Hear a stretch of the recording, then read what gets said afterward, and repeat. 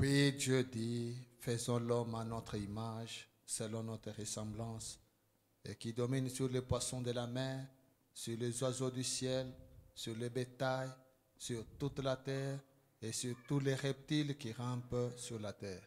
Kisha Mungu akasema tufanye mtu kwa mfano wetu mwenye sura yetu, na atawale juu ya samaki za bahari na juu ya ndege za anga na juu ya ngombe lote na juu ya nchi nzima na juu ya kila mtambazi anaye juu ya nchi. Dieu créa l'homme à son image, il le créa à l'image de Dieu, il créa l'homme et la femme.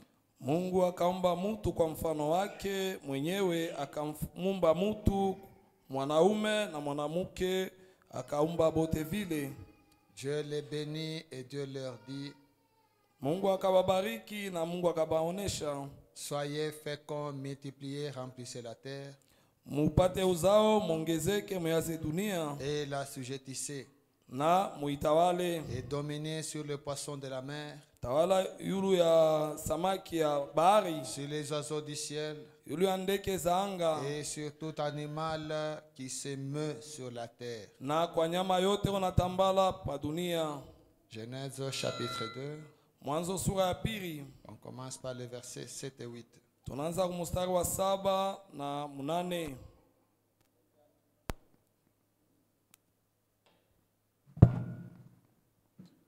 L'Éternel Dieu forma l'homme de la poussière de la terre.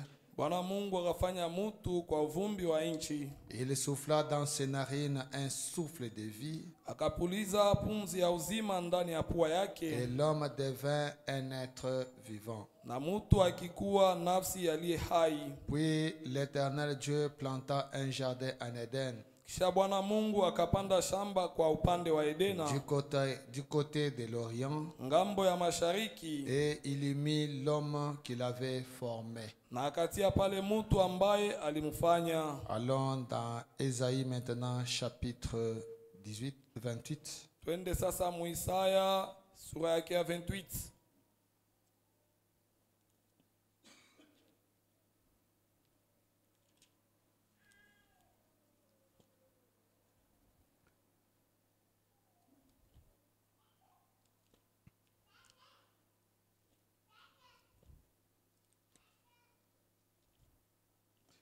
Ésaïe chapitre 28 verset 15.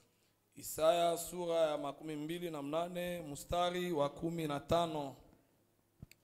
Vous dites, unasema, nous avons fait une alliance avec la mort. Tulifanya agano na lufu. Nous avons fait un pacte avec les séjours des morts. Tulifanya kutenda mapatano na siku ya lufu. Quand le fléau débordé passera, wakati mapigo yenye kupita itapita, il ne nous atteindra pas. Haitatugusa, car nous avons la fausseté pour refuge.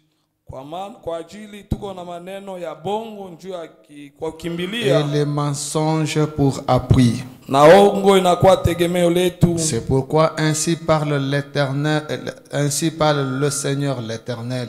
Kwa hivi Bwana wa milele anasema, voici j'ai mis pour fondement à Sion une pierre. Tazama ninaweka jiwe kwa msingi katika Sioni. Une pierre éprouvée. Jiwe lilijaribiwa. Une pierre angulaire de prix. Jiwe la pembe lenye damani. Solidement posée. Inawekewa msingi sana. Celui qui la prendra pour appui n'aura point hâte de fuir. Mwenyewe ataibeba kama tegemeo, hasta kwa kufukuzia kukimbia. Je ferai de la droiture une règle. Nami nitaweka hukumu kuwa kamba. Et de la justice un niveau. Na haki kuwa timiza. Et la gel emportera les refuges de la fausseté. Na mvua itabeba wale batakimbilia kubya bongo. Et les eaux inonderont l'abri du mensonge. na maji itayala makao ya muongo. Verset 18. Mstari wa 18. Votre alliance avec la mort sera détruite. Na agano lenu na kufa litaribiwa. Votre pacte avec les séjours des morts ne subsistera pas. Na mapatano yenu na fasi ya siku ya lufu haitakuwa kotena. Quand les fléaux débordés passera, wakati mapigo ya nguvu itapita, vous serez par lui foulés aux pieds. Mutayakanyanga mikulu. Que Dieu bénisse sa parole. Mungu abariki neno lake. Merveilleux Père, nous t'appelons sur la scène. Mpendo wa baba tunakuita mkiwanza. Nous sommes arrivés à la partie principale de la réunion. Tunafika mkipimo ya kwanza ya mkusanyiko. La partie où nous voulons que toi Dieu tu nous parles ouvertement. Mkipimo kile tunapenda Mungu semeze na sie wazi. Alors toi-même entre en scène pour nous parler réellement Seigneur. Peke yako ingia mkiwanza ndio kusema nasi hakika Bwana. Alors nous t'abandonnons la scène. Tunakuacha kiwanza. Pour que toi Dieu tu nous règnes. Jue Mungu tupaka. Que tu règnes l'interprète. Upaka mtafsiri. Que tu règnes la congrégation. Paka makutano. Pour que tous nous soyons connectés à toi Jésus. Juu sisi wote tuingiwe nawe Yesu. Nous demandons cela au nom de Jésus-Christ. Tunalomba mu jina la Bwana Yesu Kristo. Amen. Amen. Que le Seigneur vous bénisse. Bwana Mungu amibariki. Bon, nous sommes en train de continuer notre sujet que nous avions commencé tukonendelea na kisina yetu yenye tulianza sur les liens de famille. Yulu ya maungano ya jamaa.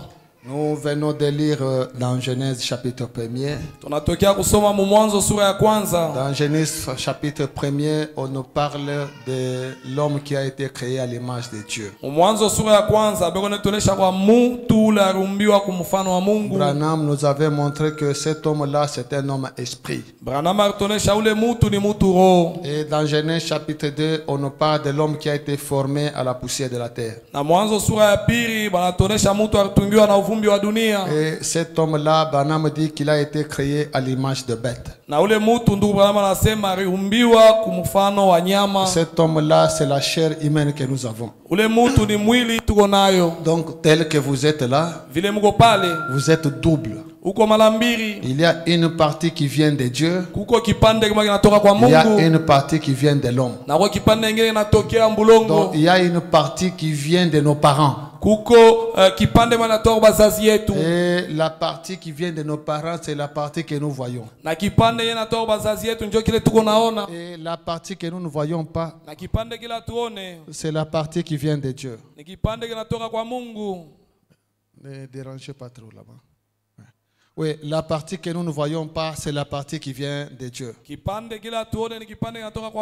Alors, la chose que nous devons savoir, si ce corps ici vient des parents, donc même quand les parents se promenaient là, nous étions en eux.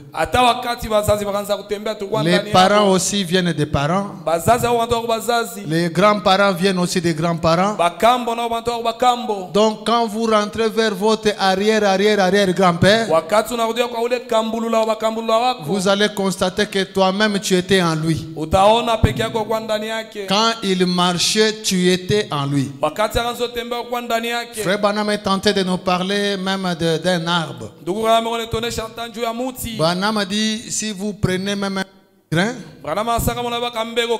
et quand vous voyez ce petit grain là, vous devez savoir que même les feuilles sont à l'intérieur.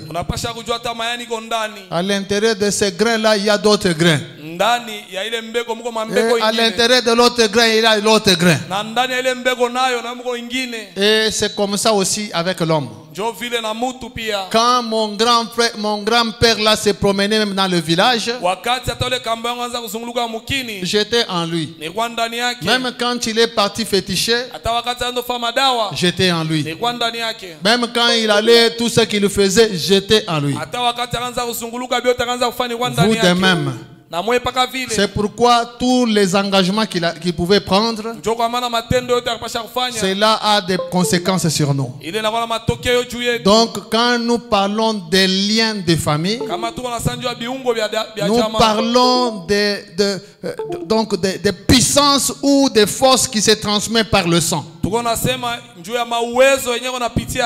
Ça vient de loin. Inatokea mbari. De très loin même. Mbari sana. Si aujourd'hui nous tous nous sommes des nègres, Kama leo sote tuko beusi. c'est parce que notre arrière était noir. Ni kwa sababu kambo abakambula wetu akwa mweusi. Alors il a commencé à produire des noirs. Akaanza kuzala beusi. Et vous verrez que Amtaona ya kwamba malgré notre nouvelle naissance, hata kuzalika kwetu kwa pili nous sommes des noirs. tuko paka beusi. Parce que des fois les gens peuvent penser, Kwa sababu watu wanaweza kuwaza si tu es déjà né de nouveau, donc tout est parti. kama ushozalika mara pili biote binenda. Non, non, ce n'est pas ça. Hapana, haina vile. Même frère Branham lui-même disait, Hata ndugu yake akaanza on peut kusema même commencer par là. tunaweza kuanzia pale. Branham dit ceci, Branham anasema hivi dans la prédication, mu mahubiri. Branham est tenté de montrer comment sa mère était une indienne. Branham anaonyesha namna gani mama yake alikuwa Muindia. Et, ok.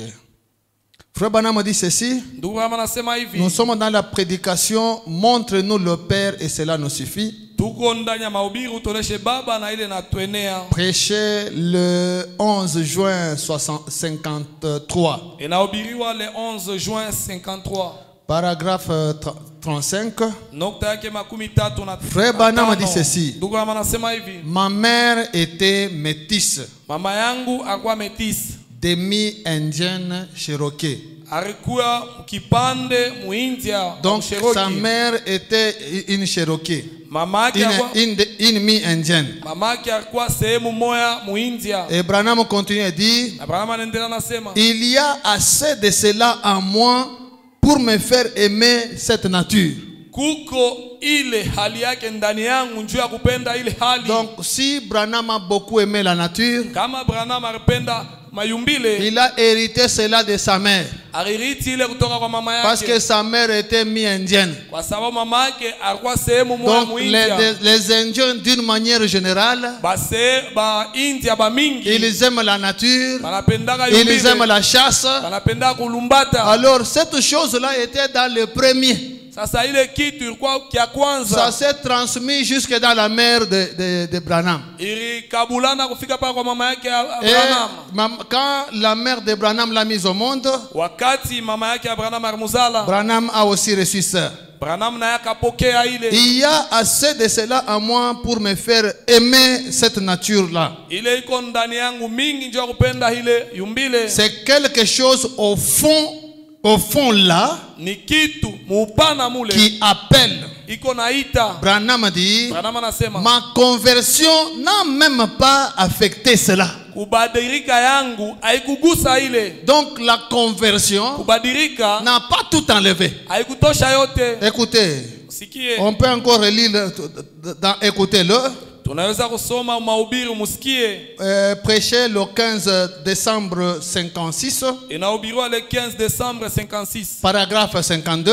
Nokta yake 52. Frère Branham dit la même chose. Ndugu Branham anasema kitu kimoja Il dit kimoja. ceci, Anasema hivi, je suis chasseur, niko wa kulumbata, vous le savez. munaijua. J'ai fait la chasse au grand gibier et partout.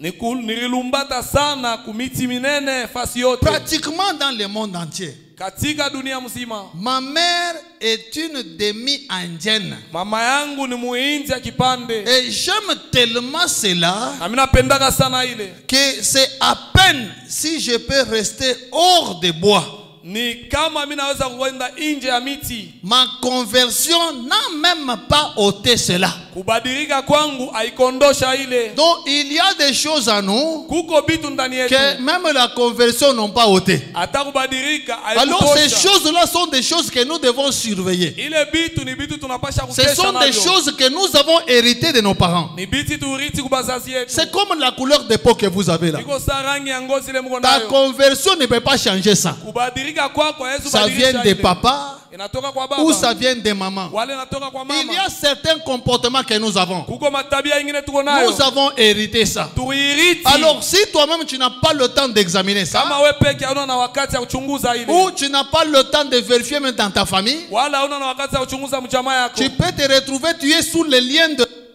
sur les liens de famille sans le savoir. Unaweza kujikuta mwile ungano ya jamaa bila kujua. Parce qu'il y a des choses que nous avons héritées, Kwa sababu kwa bitu vyenye tuiriti qui viennent de...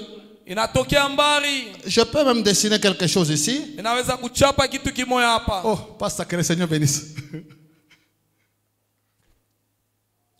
On peut même tracer ça ici Tunaweza kuichapa pour que nous puissions comprendre nous venons d'où. juu tuelewe kule tunatoka. Vous verrez qu'au début, nous avons un papa Mwanzo tuko na baba, et une maman. na tuko na mama. Leur mariage, Ndoa yabo, bon, si vous suivez même dans la science, kama unafuata hata mwelimu, dans la science, on dit qu'un homme a, je pense, 46. Bon, il y a 46 matières qui sont dans l'homme. mtu J'ai oublié les anasema termes techniques. ndani yake muko ma matière 46. Alors, on dit quand l'homme et la femme se marient, Asa wakati mume na mke wanaoana, l'homme va donner à l'enfant 23, la femme aussi 23. mwanaume ataleta 23 kwa mtoto na mwanamke naye ataleta kwa mtoto 23. Donc, de ce mariage ici, Kutoka hii ndoa ils peuvent mettre au monde, prenons même 3 enfants. banaweza kuzala hata watoto 3, Une fille, un garçon. binti na kijana. Celui-ci aussi peut se marier. Huyu naye anaweza koa, Il peut aussi mettre au monde. naye anaweza kuzala Même 2. hata bawili. Celui-ci aussi peut se marier. Naye huyu anaweza kuoa, Il met au monde aussi. anazala naye Même 3. hata batatu.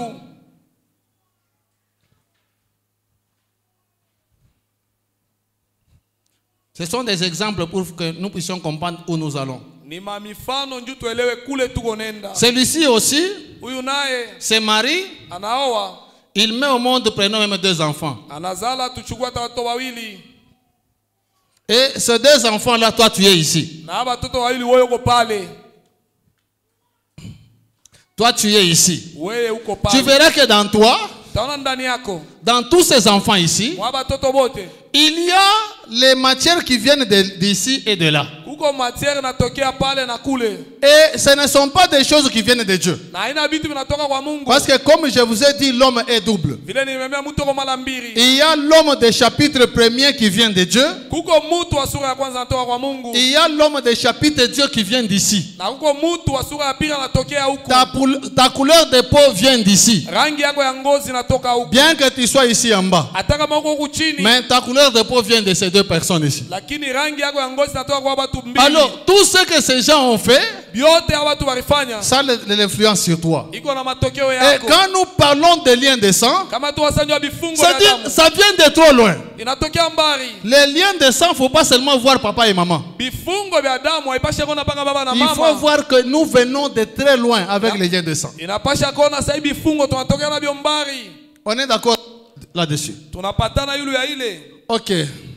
Ndio. Alors, frère Branham est tenté de montrer Ndugu yangu anaonesha. que lui, Branham, Yeye Branham, sa mère, mama yake. supposons Branham est ici. Tuone Branham yuko hapa. Sa mère Mama yake. est mi-indienne. Yeye ni muhindi ya kipande. Donc, dans sa maman, Ndani ya mama yake. il y a quelques histoires des Indiens. Muko matabia fulani ya C'est ce Baindia. qui fait que lui, Ndio anafanya yeye il Branham. s'est retrouvé avec il aime beaucoup la chasse, il aime aussi le bois. Alijikuta sana anapenda pori, anapenda C'est kurumbata. quelque chose qu'il a hérité. Ni kitu ila Il riti. n'a pas fourni un effort pour aimer les chats. Ashikufanye nguvu ndio kupenda pori. Mais il a seulement constaté qu'il y a cette influence-là sur lui. Lakini aliona tule uvuto uko ndani yake. Et comme ce n'est pas contraire à la parole de Dieu, Na vile haipingane na neno, il n'a pas combattu ça. ashikuipiganishe. Alors, si toi tu constates Kama unaona qu'il y a quelque chose que tu as hérité qui n'est pas conforme à la parole de Dieu, kuko kile kitu uriti ayambatane na neno, c'est là que tu faut maintenant combattre. jo pale sasa napasha Tu kombanisha. dois maintenant te battre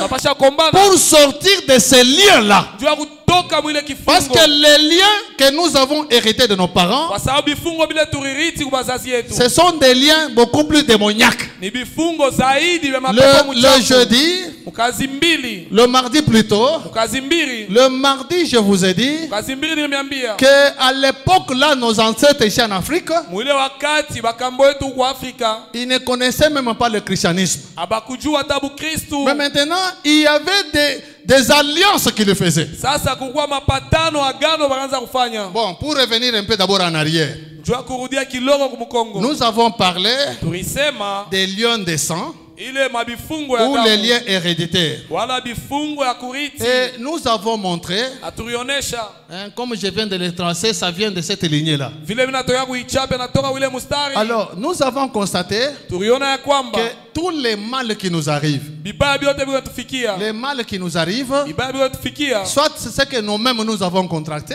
wala ni bile si peke turichukua, ou ce sont des choses que nous avons héritées. wala ni bitu tuririti Et en héritant, na mukuriti ou dans les liens de sang, wala muile ungano ya nous damu. devons savoir qu'il y a trois sources de ces problèmes que nous avons hérités. Tunapasha kujua kuko aina tatu ya chemuchemu ya bitu bile tuiriti. Il y a des sources Kuko machemuchemu qui, dès le départ, c'est à partir de Dieu que nous avons hérité ça. mwanzo ni kuanzia kwa Mungu tuiriti.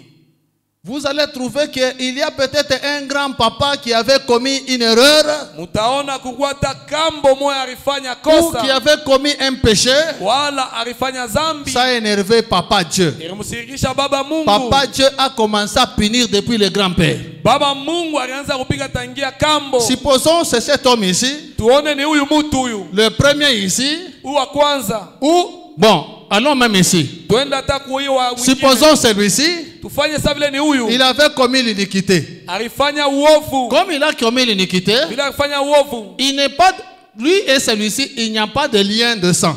yeye na huyu mwingine hakuna mapatano ya damu. Alors, la Bible dit, Biblia inasema Dieu va punir Mungu atapika celui qui commet l'iniquité. Il va punir l'iniquité de père sur les enfants atapika uovu ya baba yule ya mtoto jusqu'à la 3e et à la 4e génération. mpaka kizazi kia tatu na kia ine. Comme celui-ci a commis une iniquité, Vile huyu alifanya uovu, Dieu commence à punir à partir d'ici. Mungu anaanza kupikia kuanzia hapa. Donc, tous ces gens ici, Abatu bote ils vont se retrouver avec certains malheurs sur eux. batajikuta na mahole yulu Ce yako. malheur-là, Ile mahole una mafikia ce n'est pas le diable. aina shetani, C'est la punition venant de Dieu. mapigo yanatoka kwa Mungu. Quel type de punition? Aina gani ya mapigo? Une punition héritée. Mapigo yenye kuriti. C'est pourquoi nous vous avons dit, Ndio kwa maana si tulisema pour connaître les liens de sang que vous avez dans la famille, juu ya kujua kifungo kia damu kile mwaka ou kujama, les liens de sang qui dérangent la famille, wala kifungo kia damu kinazuru jamaa. nous avons dit vérifier la manière dont les gens naissent dans votre famille. Tulisema mchunguze namna watu wanazalika mjamaa yenu. Et si vous voyez que vous tous, vous naissez avec le même problème, Na kama mnaona samo bote mnazalika na mambo moya non, moya, il y a le lien de sang.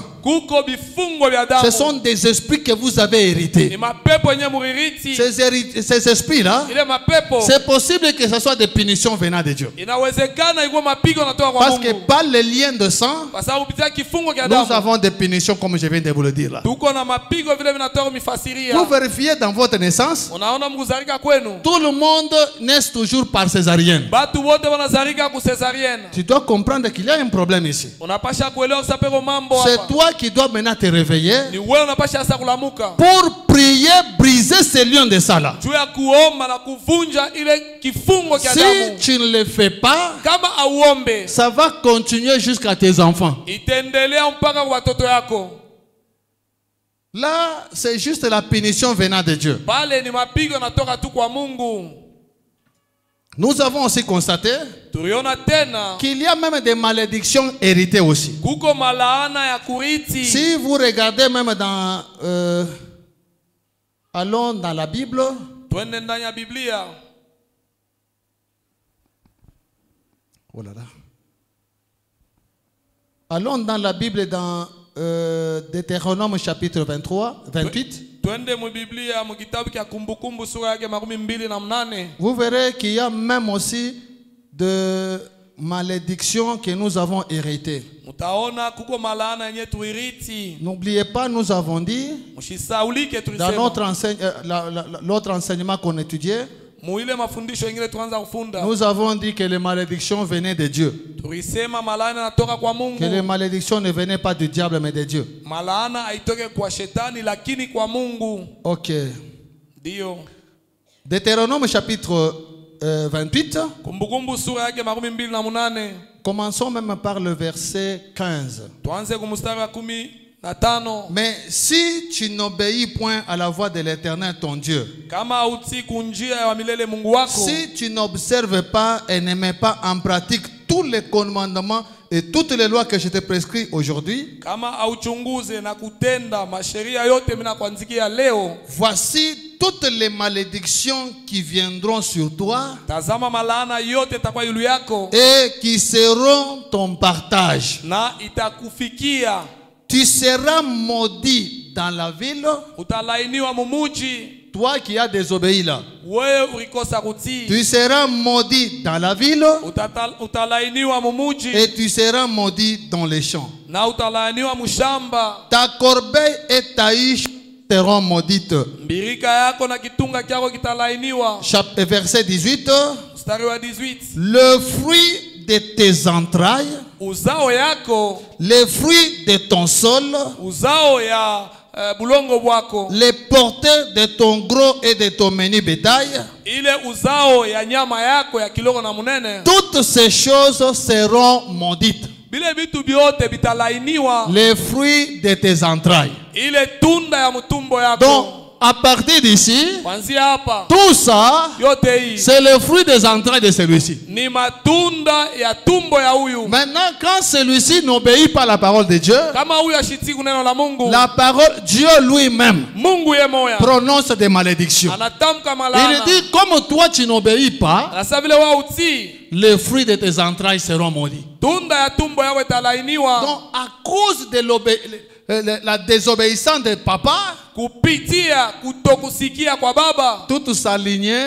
mstari yake yote maudite. inalainiwa. Donc, il y a des malédictions héritées Kuko malana ya parce kurithi, qu'il y a quelqu'un là-bas qui n'avait pas obéi. kwa sababu yulu kuko le mutu ashikutii. Donc, il y a des punitions venant de Dieu que nous avons héritées par le lien de sang. Kuko mapigo yanatoka kwa Mungu tuirithi kupitia damu, Il y a des malédictions venant de Dieu que nous avons aussi héritées. na kuko malaana kutokea kwa Mungu tuirithi. Nous avons aussi dit Tulisema tena qu'il y a aussi des malédictions venant des hommes. kuko malaana inatokea kubatu, Et il y a des malédictions aussi héritées venant des hommes. na kuko malaana ya kurithi inatoka kubatu. Peut-être papa avait peut-être maudit, les grands-pères avaient maudit sa lignée.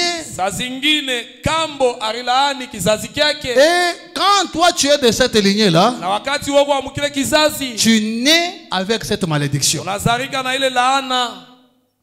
Nous disons bien c'est la malédiction, ce n'est pas les démons. Tunasema ya kutakata ni laana, haina mapepo mchafu. Parce que si tu confonds malédiction et démon, Kama unakotola laana na pepo mchafu, tu verras qu'il n'y aura pas de solution. utaona hutakuwa jibu, Parce que tu vas commencer à utiliser Marc 16 pour les malédictions. kwa sababu utaanza kutumia Marko 16 njoo ya laana, Et ça ne marchera pas. na pala bitendeka. Marc 16 c'est pour chasser les démons. Marko 16 njoo fukuza mapepo Marc mchafu. 16 dit vous allez chasser les démons en mon nom. Marko 16 inasema mtafukuza mapepo mchafu Les mjina langu. malédictions on les chasse pas. Malaana Les abaifukuzake, malédictions on les brise. malaana banaivunjaka. Alors il faut que tu identifies que ça c'est une malédiction, Inapasha uvumbula usa ini laana que tu puisses le briser. juu ivunje. Surtout quand vous constatez que ce sont des choses héréditaires. Na zaidi kama unasa ni bitu uko na iriti bi Il y a unafatana. même des maladies héréditaires. Kuko na magonjwa ya uriti, Des maladies héréditaires. magonjwa ya uriti. Des fois ces maladies héréditaires, Saa zingine ile magonjwa ya uriti, des fois ça ne vient pas des démons. saa zingine itoka mapepo Des fois mchafu, ce sont des malédictions. saa zingine ni Mais malaana. maintenant toi tu utilises Marc 16 pour chasser ça. Sasa wewe unatumikisha Marko 16 ndio kufukuza ile. Voilà pourquoi nous avons des fois des échecs. Ndio kwa maana mara nyingine tu unashinda. Vous savez, dans la prédication, l'homme intérieur, Umahubiri mtu wa ndani. Frère Branham dit, Ndugu yangu anasema quand vous allez chez un médecin, wakati unaenda kwa vous munganga, dites au médecin, namwambia munganga la tête me fait mal. kichwa iko nyuma. Branham dit, Branham anasema le médecin ne va pas se précipiter pour te donner l'aspirine. muganga hata harakisha ndio kupatia aspirin. Il va commencer à faire l'examen au cas. Ataanza kufanya machunguzo kwa Il va matokeo. diagnostiquer Atachunguza pour savoir d'où viennent ces maux de tête. Juu ya kujua hii kichwa kuluma kinatokea wapi. Et quand tu identifies la provenance de ces maux de tête, Na wakati unapata kule kichwa kuluma tu kunatokea, vas donner un bon médicament et la personne sera guérie. utaleta dawa mzuri na mtu De atapona. même, nous aussi, Paka vile sie na s'il y a un malheur qui est sur toi, kama kuko ole kwa yulu yako, essaie d'abord de diagnostiquer ça vient d'où. pima mbele kuchunguza natokea wapi. Est-ce un démon? Eti ni pepo mchafu. Si c'est un démon, Kama ni pepo mchafu, Marc 16. Marko 16. Est-ce une punition? Eti ni mapigo. Si c'est une punition, Kama ni mapigo, implore seulement la grâce, Seigneur, pardonne-moi. omba tu neema, Bwana unisamee. Est-ce une épreuve? Eti ni jaribu. Si c'est une épreuve, Kama ni jaribu, ne chassez pas l'épreuve au nom de Jésus. Ça n'ira pas. Ushifukuze jaribu mjina la Yesu, Si haitenda. c'est une épreuve, Kama ni jaribu, Seigneur, soutiens-moi Bwana que je unishike ne tombe pas. nishanguke. Si c'est la malédiction, Kama ni laana, nous sommes en train de voir les malédictions. tuko naona malaana. Là, il y a aussi d'autres techniques à utiliser. Pale kuko manamna ingine ya kutumikisha. Mais si tu confonds les touches, malheur qui arrive, c'est un démon. Ça pose problème. Kama unakotola ole nafika biote ni pepo mchafu, Parce que habitendeka. souvent c'est ce qui nous arrive, nous les chrétiens. Mara mingi ni ile kunetufikia si ba Kristu. Frère Branham dit ceci. Ndugu Branham anasema hivi, Dans la prédication, la postérité d'Abraham, mumahubiri uzao ya Ibrahimu, paragraphe 47, nukta yake 47, nous l'avons lu l'autre fois. tulisoma mara nyingine. Frère Branham dit ceci. Ndugu Branham anasema hivi, Il y a très longtemps, unakuwa siku mingi la jeune fille de l'Urée de l'époque, kijana wa Ire wa wakati, aujourd'hui, sa fille est une danseuse de musique hall. Musique hall. leo binti wake ni wa kucheza ile michezo ya manguo wazi. Que serait la fille de celle-ci? Sasa binti wa huyu naye itakuwa je? Branham dit, Branham anasema veillez à ce que vous faites.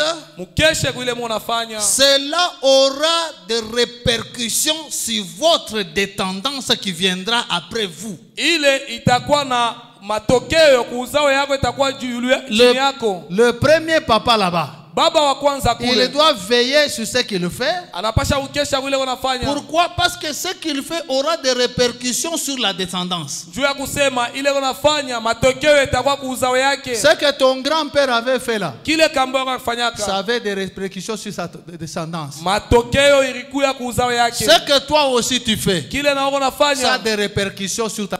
iko na matokeo kuuzao yako. Branham continue. Branham anaendelea, Le péché a des répercussions jusqu'à la 3e ou à la 4e génération. zambi iko na matokeo kufika mkizazi kia 3 wala kia 4. Branham continue. Branham anaendelea, Il dit, anasema vivez correctement. muishi musawa, Cela aura un impact sur vos enfants qui viendront après vous. ile itakuwa na matendo ile ya watoto wako watakuwa kisha wewe. Donc, il y a des choses que nous avons pris de nos parents. Kuko bitu bile shetu ribeba kwa wazazi, Ils ont mal vécu et cela est venu sur nous. bariishi mubaya na ile letushukia. Des malédictions qui viennent même des parents. Malaana natoka kwa bazazi, Des malédictions que nous avons héritées. malaana yenye Ou tuiriti des punitions que nous avons héritées. wala mapigo ile tuiriti C'est venu jusqu'à nous. inatufikia. Nous sommes ensemble. Tuko pamoja.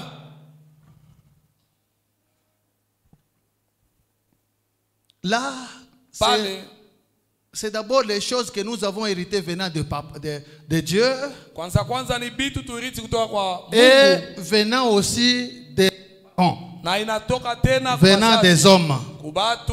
Et nous avons dit qu'il y a d'autres aussi qui viennent de Satan. Na tulisema kuko bingine bio natoka kwa shetani. Ça vient de Satan comment? Binatoka kwa shetani namna Ça gani? vient de Satan. Binatoka kwa shetani. Nous avons lu Tulisoma dans Proverbe chapitre 26, mu Mezali sura ya 26 verset 2, mstari wa la pili. Bible qui nous dit, Biblia inatuambia il n'y a pas de malédiction sans cause. Hakuna malaana bila sababu. Ça, retenez ça très bien. Ile mwikamate mzuri sana. Quand il y a une malédiction qui arrive, il y a une cause. Wakati kuko malaana inafika, kuko sababu. Cette cause-là, Ile sababu elle peut être immédiate inaweza kuwa ya sasa ou lointaine. wala ya mbali. Donc, la présence de la malédiction, Uwepo ya laana c'est la présence d'une cause. ni uwepo ya sababu. Le mardi, Mukazi mbili nous avons montré maintenant tulionesha sasa que nos ancêtres,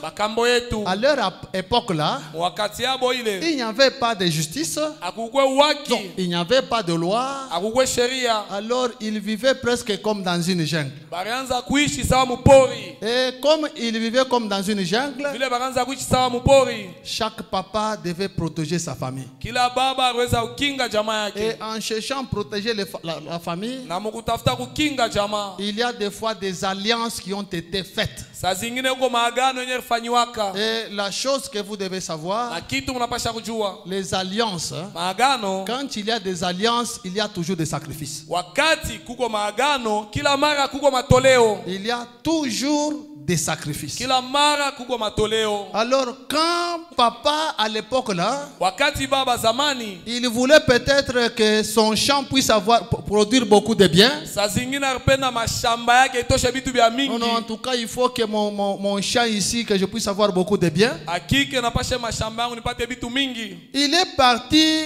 signer des alliances avec le diable Alienda kufanya mapatano ya agano na ou shetani, avec les divinités. wala na ile miungu. Quand ils vont là-bas, Wakati wanenda kule, ce n'est pas que non, non, vous arrivez là-bas, on vous donne gratuitement. haina kusema unafika pale wanakupa ya bule. Il y a des alliances consignées. Kuko maagano yalikuwa napatanisha. Qu'est-ce que toi tu veux? Wewe unapenda nini? Moi, je veux que tu puisses faire ceci. Mimi napenda ufanye hiki. Bon, maintenant, quand Ça, tu vas faire ça, moi, je vais gagner quoi? Sasa wakati utafanya hivyo mimi tapata nini?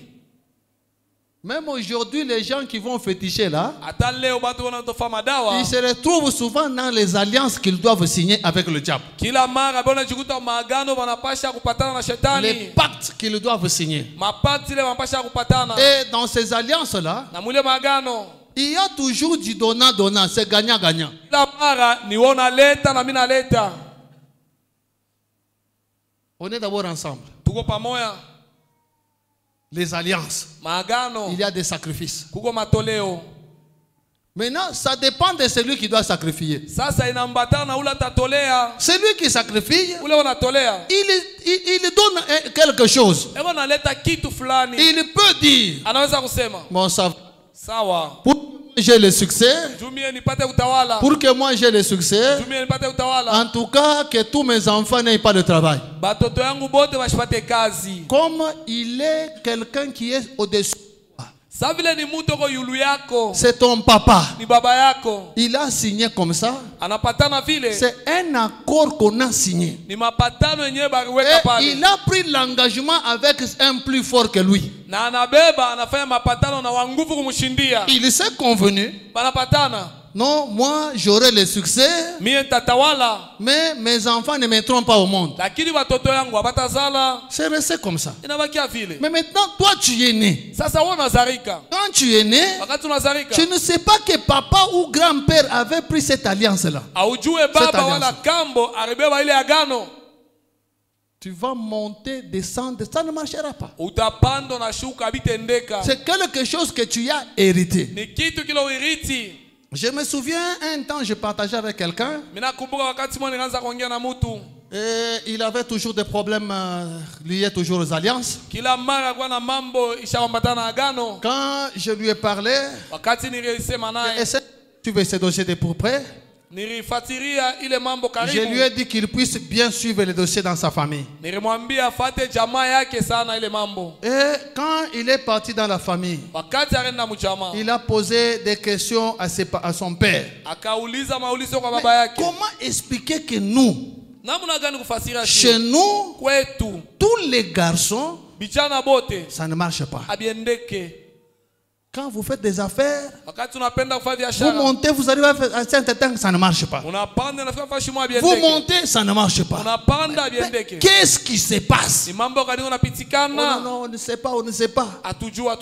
Et quand l'homme est allé bousculer, Na wakati mtu alikazisha, et après un temps, wakati fulani baadaye, papa lui ouvre le cœur. baba anamfungulia moyo. Papa lui dit, Baba anamwambia, dans notre famille à nous. mujamaa yetu sie. Donc, pas son père direct. Hapana baba yake wa mala moya. Il montre d'où ils viennent. Eko naonesha kula anatokea. Que chez mes grands-parents, moi, Bakambo yangu mie. quand ils mettaient au Wakati wakaanza kuzala, dès qu'ils mettent au monde un garçon, le garçon mourrait. wakati anazala mwanaume anaanza kufa. Si c'est une fille, la fille va rester. Kama ni binti atabakia. Si c'est un garçon, le garçon mourrait. Kama ni kijana anakufa. Donc c'était une alliance que leur grand-père quelque part avait signée. Ilikuwa ni agano yenye kambo yabo fasi moya alipatanaka. Et c'était une alliance comme ça. Na ilikuwa ni agano vile. Dès que tu mets au monde un garçon, Wakati unazala mwanaume, Monsieur Kamatabambi, je ne sais pas si ça ira ou pas. vous allez tout faire. Utafanya biote. Après un mois, 2 mois, Kisha mwezi mbili le temps tatu. d'atteindre une année, cet enfant va partir. Wakati aonesha mwaka mole mtoto atakufa. Donc il y a quelqu'un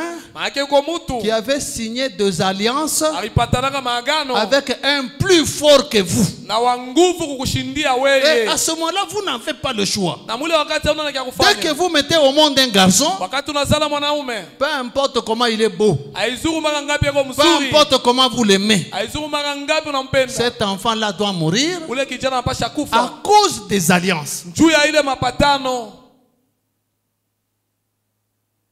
Et quand on lui a dit ça, Na wakati wamwambia il a ile, dit, mais maintenant, quel impact avec nous? anasema ni matokeo kali pamoja na sie. Non, non. Hapana. Il s'est fait que maintenant, notre grand-père, Ilifanyika sasa ule kambo yangu mwingine. hein, parce que ça venait de loin. Kwa sababu ile ilitokea mbali. Hein, maintenant, leur grand-père, Sasa kambo yabo. quand ils ont constaté cela, Wakati barona ile. ils sont partis aussi signer une autre alliance. Na bo banenda kupatana agano ingine. Ils sont partis chez le féticheur. Wakaenda kwa madawa. Mais regardez dans notre famille. Angalia mjamaa yetu. Les enfants ne font que mourir. Les garçons ne font que mourir. Vijana bio nakufa kila mara. Non, non, ne vous en faites pas. Mshizuru Je vais vous aider. nitamsaidia. Je vous ai dit le jeudi, Nimeambia mkazi le mbili. diable ne peut jamais t'aider. Shetani atashi kumwa shitakusaidiaka. Enlevez cela de la tête. Tosha ile mkichwa. Tu vas chercher des fétiches qui vont t'aider. Tu te trompes. Unaenda utafuta madawa itakusaidia unarilanda. Le diable ne peut jamais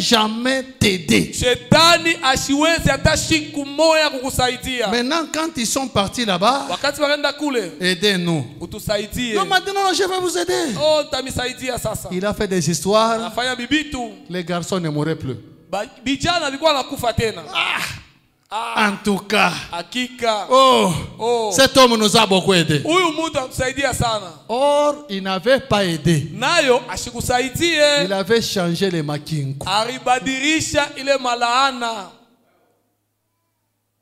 La Bible dit, Biblia inasema, c'est Jésus qui disait, ni Yesu anaanza kusema, que le diable ne combat pas le diable. shetani ashipikanage na shetani mwingine. Le diable combat pas le diable. Shetani ashikombanishage shetani mwingine. Il fera semblant de t'aider, mais ne t'aide pas. Atafasa nataka kusaidia lakini ashikusaidia. La seule personne qui peut t'aider, c'est Jésus-Christ. Mtu mmoja tu anaweza kusaidia ni Yesu Kristo. Le diable ne peut jamais t'aider. Shetani ashiwezi kamwe kusaidia. Le diable, qu'est-ce qu'il fait? Shetani anafanya nini? Il change les makingo. Anabadilisha marai. Je vais vous montrer comment ça se passe. Nitamionesha vile napitikanaka. Regardez le rail. Mwangalie rai. Le rail est là. Rai iko pale. Vous arrivez quelque part, Unafika fasi moya. vous verrez le rail aller comme ça. Unakuta marai nafanya panda njia. Ici, il y a un truc là Hapa peko kitu kimoya. qu'on appelle makinko. Banaita makinko. Quand le train vient ici, Wakati mashua inakuwa pale, le makinko ici va bloquer cette ligne ici. makinko itashimamisha hii mustari. Le train ne peut aller que ici. Mashua inaweza kwenda paka kule. Et qui est à makinko, Na ule uko pa makinko, il peut changer de destination. Il bloque maintenant ici. anaweza kubadilisha kwa kuendea. Il ouvre là-bas. Anafungula Ça mwingine. commence à aller ici. Inaanza kwenda huko. C'est ce que le diable fait. Njoo kile shetani Et anafanyaka. c'est ce que le diable les avait fait. Na njoo kile shetani wafanyiaka. Comme ici, Sawa vile hapa. quand ça allait ici, tous les garçons mouraient. Wakati ikaanza kuendeka huku. Ils sont allés chercher des fétiches. Bana tafuta madawa. En train de chercher des fétiches. Mkutafuta madawa. Pour que les enfants... Juu batoto washikufa Alors tena. le diable a fait semblant de les aider. Shetani anafasa na basaidia. Il a fermé ici. Anafunga pale. Il a ouvert là-bas. Anafungula kwingine. Mais maintenant les garçons commencent à naître. Sasa babija banzo zarika. Ils ne meurent pas. Abakufe. Mais ils ne réussissent pas dans leur vie. Lakini maisha yao yaendeke.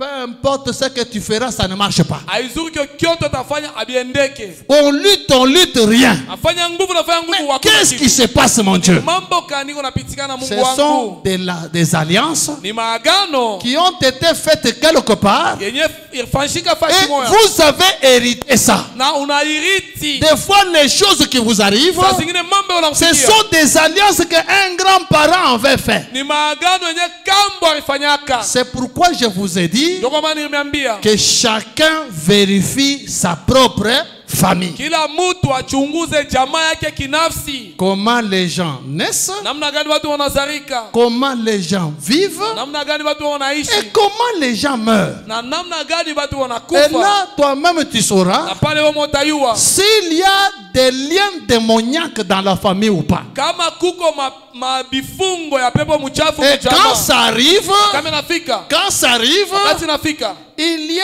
a que toi qui peux couper ça.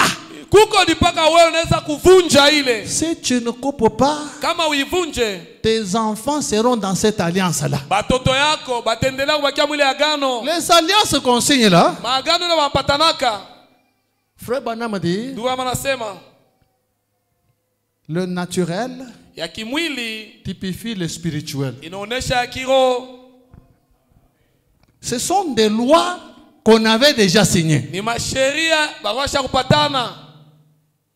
Ton grand-père Kambo yako et le diable ont signé une loi. na shetani baripatana musheria fulani. Dans cette famille, Muijama chaque enfant qui naîtra, s'il est mal, il doit mourir. kila mtoto atazalika kama ni mwanaume anapasha kufa. C'est signé. Banapatana. Dans le naturel, Mukimwili quand le président signe une ordonnance, wakati raisi anaweka ordonnance fulani, comme il est plus fort, sawa vile ni wa nguvu sana, les bourgmestres ne peuvent pas changer ça. baburgomestre hawawezi kubadilisha. C'est lui qui peut changer ça. Unaweza kubadilisha. Il faut un autre président Inapasha raisi mwingine ou celui qui est au-dessus du président. wala ule ko yulu ya raisi. Regardez comme ici, Mwangalie sawa pale. ils avaient des problèmes. Barua na magumu. Ils sont rentrés vers la même personne Anarudia kwa mtu moya moya. à modifier seulement la loi. Anabadilisha tu sheria. Le diable, Shetani. il a signé des lois. Anapatana Mais mapatano. nous sommes les bienheureux. Lakini tuko baeni Nous sana. avons un plus fort que le diable. Tuko na wa nguvu sana kumshindia shetani. Nous avons un plus fort que le diable. Tuko na wa nguvu sana kumshindia Toutes shetani. les lois qu'il avait signées avec nos aïeux, Masheria yote alipatana na Jésus est capable de les modifier. Yesu eko na uwezo wa kuibadilisha. Mais si toi tu penses que par toi-même tu vas changer, Kama wewe unawezesha peke yako utabadilisha. ça ne marchera pas. Abitende kaka. Il y a un plus fort Kuko wa nguvu que sana toi kwa kushindia. qui a signé cette alliance. Alipatana ile agano. Il faut Inapaswa recourir kukimbilia à un plus fort que lui. kwa ule kona nguvu kumshindia yeye. Écoutez la Bible d'abord. Msikie kwanza Biblia. La Bible dit ceci. Biblia inasema hivi. Allons dans Luc. Twende mkitabu cha Luka.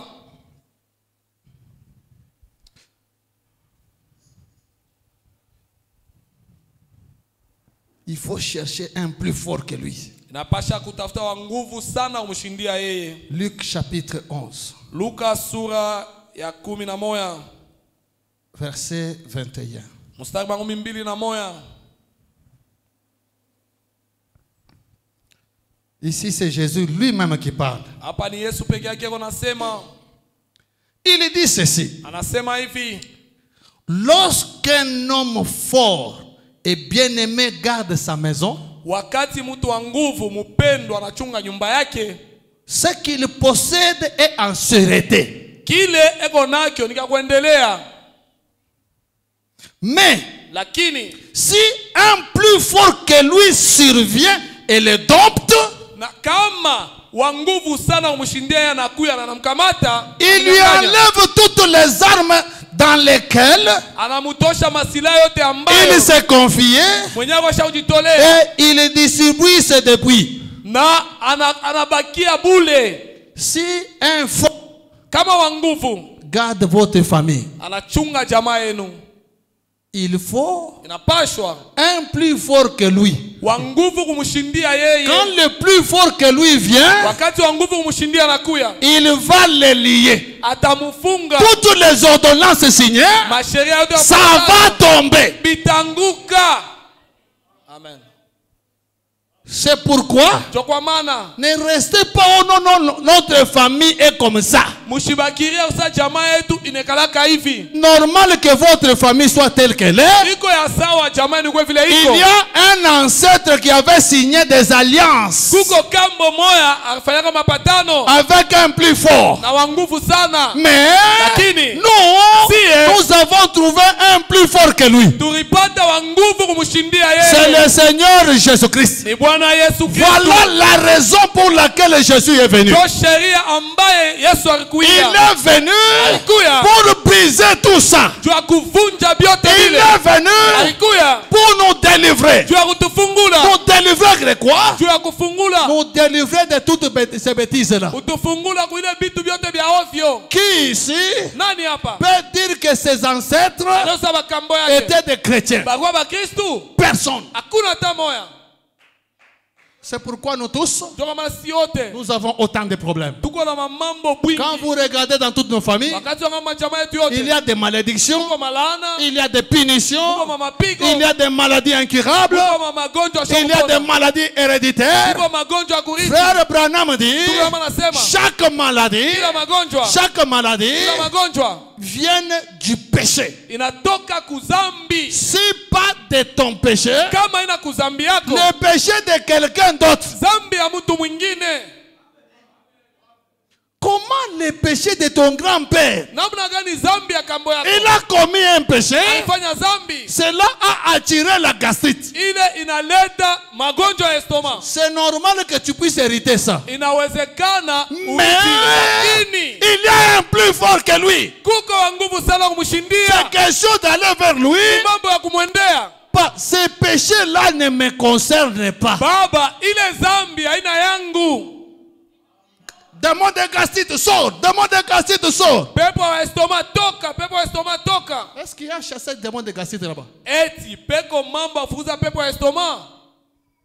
Il y a brisé cela. Kuko mambo ya Et kuivunja a appelé celui qui est plus fort sur la scène. na kuita ule eko wa nguvu sana mkiwanza. Seigneur, Bwana, ce péché ici, ce n'est pas le mien. hii zambi haina yangu. Ce n'est pas le mien. Haina yangu. Pourquoi tu étais au calvaire? Juu ya nini uko Kalvario? Pourquoi tu étais au calvaire? Juu ya nini uko Tu as Kalvario? versé ton sang. Ulimwanga damu Alors yako. cette gastrite doit partir. Sasa hii magonjwa ya estoma inapasha kwenda.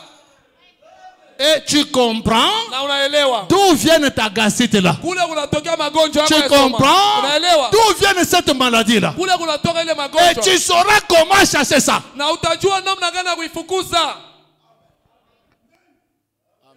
C'est une maladie qui vient de loin. Ni magonjwa natokea Ce n'est mbali. pas un petit démon que tu as eu. Haina kapepo mchafu kiliyoripata. Pour chasser avec Marc 16, Jua kufukuza na Marko 16. appelez un plus fort. Ita wa nguvu sana. Appelez un plus fort. Ita wa nguvu Lui, quand sana. il vient, Wakati anakuya c'est pour chasser. ni jua kufukuza. La raison pour laquelle Sheria ambaye Jésus est mort au calvaire. Yesu alikufa Il msalabani. n'est pas mort en vain. Ashikukufa kwa bule.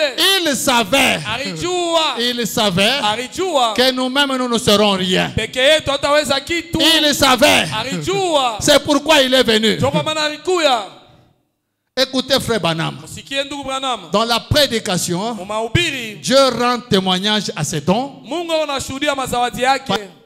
13. Nukta yake 13. Frère Branham dit ceci. Ndugu Branham anasema hivi. Toute maladie Magonjwa yote est causée de façon directe ou indirecte par le péché. Inatokea munamna ya mara moya wala ya kuzunguluka kupitia zambi. Ce n'est peut-être pas le péché le péché dans votre vie. Saa zingine haina hata zambi maisha yako. Mais le péché Lakini zambi dans la vie de vos parents mumaisha ya bazazi yako que vous avez hérité. na uririti. Croyez-vous que c'est possible? Munaamini inawezekana? Dieu l'a dit. Mungu alisema. Il l'a dit. Alisema. Je punirai l'iniquité des pères sur les enfants Tapika uovu ya baba kwa et mtoto sur les enfants des enfants na yule ya batoto jusqu'à la 3e mpaka mukizazi et à la ya tatu 4e génération. na kia ine. Est-ce juste? Eti ni kweli? Branham dit, Branham anasema avant que nous ayons une maladie mbele ya kupata ou magonjwa avant que nous ayons le péché, wala mbele ya kupata nous zambi n'avions pas de maladie. hatukukuwa na magonjwa. La gastrite qui dérange notre famille là, Magonjwa ya stomako na zuru jamaa yetu ça vient du péché. inatokea kuzambi. Ce n'est pas ton péché. Haina zambi yako, Soit le péché de papa, wala zambi ya baba, soit le péché de grands-parents. wala zambi ya bakambo. Ça vient du péché. Inatoka kuzambi, Mais ce n'est pas ton péché. lakini haina zambi yako.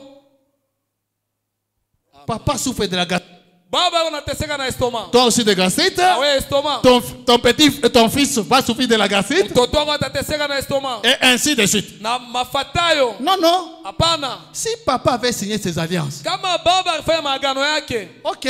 ndio. Mais nous avons rencontré un plus fort, Lakini tukutana wa nguvu sana. le tout-puissant, Wa uwezo le yote. vrai puissant. Wa uwezo ya C'est kweli. celui que nous avons rencontré. Jua ule sie tukutana Si naye. ton père ne l'avait pas rencontré, Kama baba yako ashikutane naye, tu l'as rencontré. wewe unakutana naye. Amen. Si ta famille ne l'a pas rencontré, Kama jamaa yako yakutana naye, toi tu l'as rencontré. wewe unakutana naye. Compte sur lui. Hesabilia Et kwake les choses vont changer. na vitu vitabadilika. Ça va changer. Vitabadilika. Écoutez frère Branham. Musikie ndugu Branham.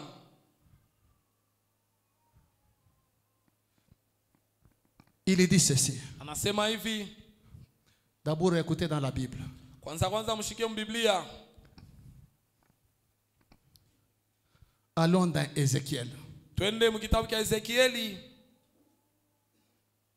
Papa gastrite, Baba eko na estoma, enfant gastrite. mtoto na eko na estoma. Maman gastrite, Mama na estoma, sa fille gastrite. binti wake na estoma. Toute la lignée gastrite, gastrite, gastrite, gastrite. Kizazi kyote magonjwa ya estoma, ya estoma, ya estoma. Nous avons la lignée des gens qui ont toujours la maladie du sucre. Tuko na kizazi ya batu beko na magonjwa kila mara ya diabetes. C'est normal. Inawezekana. C'est normal Inawezekana. parce qu'il y avait des liens qui ont été faits. Kwa sababu kukua maagano. Il y avait des alliances. Kukua maagano. Mais toi, Lakini wewe tu as rencontré un plus fort. unakutana na wanguvu sana. Comme tu as rencontré un plus fort, Bila unakutana na wanguvu sana. il faut que ce plus fort-là Inapaswa la wanguvu sana se manifeste. ajioneshe. Ne normalisez pas ça. Mshiweke ile inakuwa sawa. Bon, vous savez, dans notre ville. Munajua mujamaa yetu ça toujours été ainsi. Hapana. Ne normalisez pas ça. Mshifanye nakuwa sawa. Jésus n'est pas mort en vain. Yesu akufa kwa bule. Il n'est pas mort en vain. Ashikukufe kwa bule.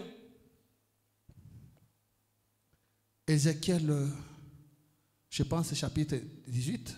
Ezekieli minawazia sura ya 18. Chapitre 16.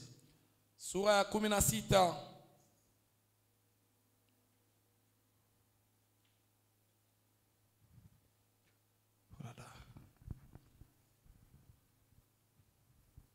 Oh, c'est chapitre 18.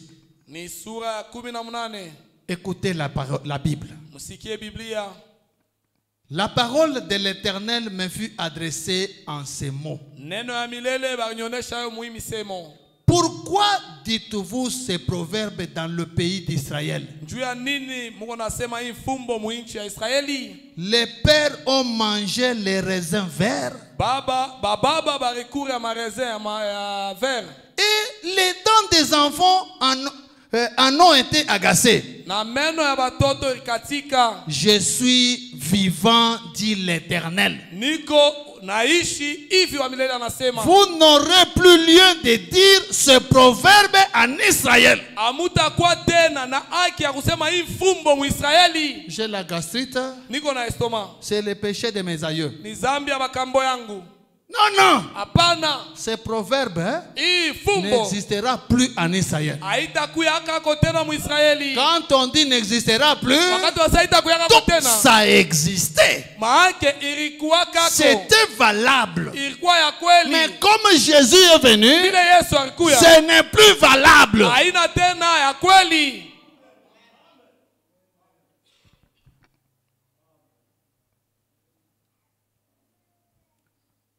Dans Deutéronome chapitre 23, verset 5, la Bible dit ceci. Mais l'Éternel ton Dieu n'a point voulu écouter Balaam.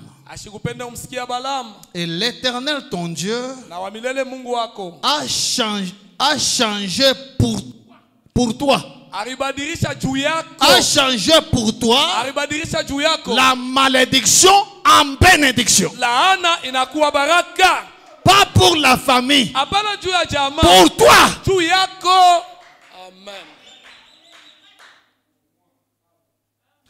L'Éternel ton Dieu a changé pour toi la malédiction en bénédiction.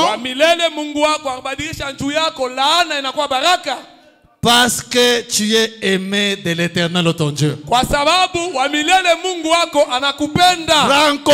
ce message, c'est une preuve que Dieu t'aime.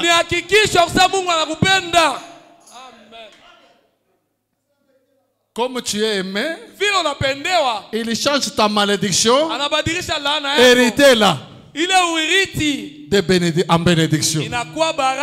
Ésaïe chapitre 53, verset 6, la Bible dit ceci. Nous étions tous errants comme des brebis. Chacun suivait sa propre voie. Et l'Éternel a fait retomber sur lui l'iniquité de nous tous. Toute l'iniquité qui était sur nous, l'Éternel le prend et le place sur Jésus. Amen. On va encore te punir. Hein? Pourquoi?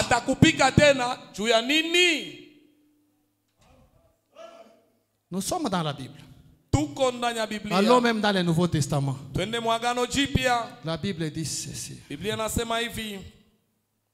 Galates chapitre 2, chapitre 3, à partir du verset 13. La Bible dit ceci.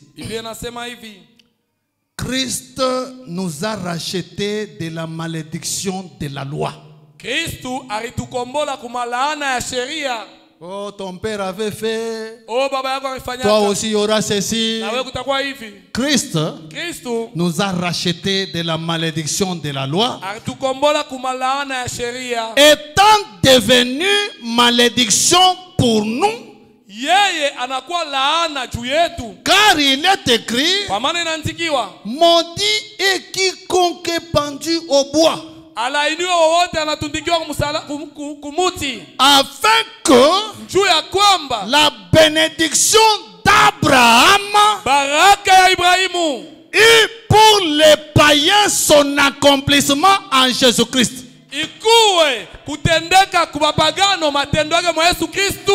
La bénédiction d'Abraham et son accomplissement sur les païens, sur nous les païens. Oh mes frères, nous ici, nous étions des candidats pour l'enfer. Quand Jésus est venu, Jésus n'était pas venu pour tout le monde. On est d'accord? Jésus n'était pas venu pour tout le monde. N'eût été le sang de Jésus, aingelikuwa damu ya Yesu, la sorcellerie là de mes aïeux ile bulozi ya bakambo aurait avoir de l'impact sur moi. ilipasha kuwa na matokeo yulu Mais yangu. moi, Lakini mie je suis sous le sang de Jésus. niko chini ya damu ya Yesu. Amen.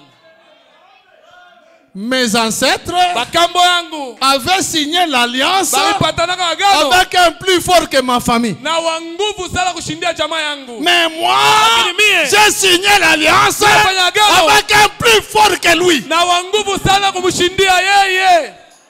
Amen.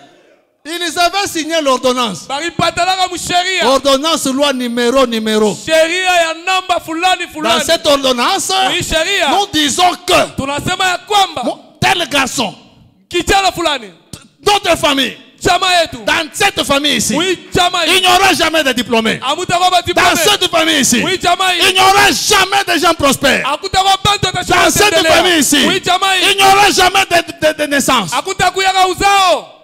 C'est bien, ils avaient signé.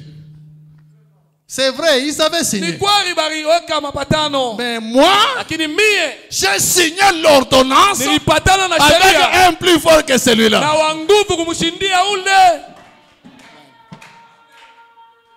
Un ministre Ministre du gouvernement ici ministre wa gouvernement hii peut signer un arrêté. anaweza kupatana na sheria fulani. Cet arrêté-là sera d'application partout. Ile sheria matimiliko yayo itakuwa fasi yote. Mais pour que le président va s'énerver, Lakini siku ile rais atashirika, lui signe un décret. ye anaweka ya yulu. Un décret qui contredit l'arrêté. Sheria ya yulu inapingana na ile ya chini. L'arrêté tombe. Ile sheria ya chini inaanguka. Amen. L'arrêté tombe. Sheria ile ya chini inaanguka. Le diable Shetani avait signé l'arrêté. alimapatanaka ku ile sheria. Il était fort. Alikuwa nguvu. Mais Lakini celui qui est plus fort que lui ule ko nguvu kumshindia yeye est venu signer le décret. anakuwa kuweka sheria ya yulu. Cet arrêté-là, Ile sheria qu'on la modifie ou qu'on la modifie pas, baibadilishe wala bayache, elle tombe caduque. inaanguka chini.